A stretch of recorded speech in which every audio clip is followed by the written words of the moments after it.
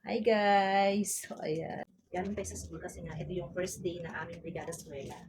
So, yung pansin nyo, yung mga kuko at saka yung ano talagang sobrang dumi. Yan, kasi 2 months din na talagang walang linis, walang ayos yung ating mga classroom. At ito yung time na para i-ready natin yung ating mga classroom para sa darating na pasukan. At syempre, gusto ko lang din i-flex sa inyo yung aming jacket. Finally!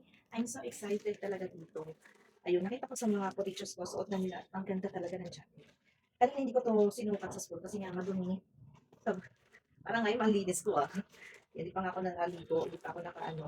Ano yan, ang makukukuha dumi pa talaga. So anyway, ayun, sukatin natin. I'm so excited. So may mga sizes to. At yung nag-fit sa akin is yung medium. So try natin. So kita nyo naman yung jacket ko. Ang ganda ng quality. Thank you so much po, Ma'am Sonny, our dear principal. Sukatin natin. Ganda niya. Hmm. Saktong-sakto na siya sa akin. Pinili ko talaga yung gantong fit kasi ayoko nang masyadong maluwag. Kasi nga, ang purpose ko dito is pang, ano ko lang talaga siya, pang blazer. Ganyan. Pwede mo siyang gawing blazer. Tapos naka-depth shirt ka din, courtesy ng aming faculty. Pwede mo rin ito isarado, i-close.